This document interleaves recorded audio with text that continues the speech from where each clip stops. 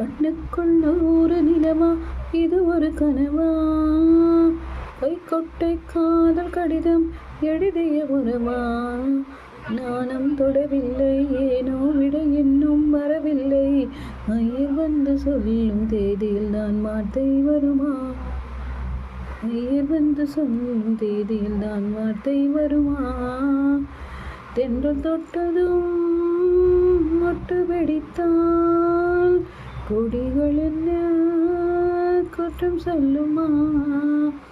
கொள்ளை துளசி எல்லை கடந்தால் மேதன் சொன்ன சட்டங்கள் விட்டு விடுமா?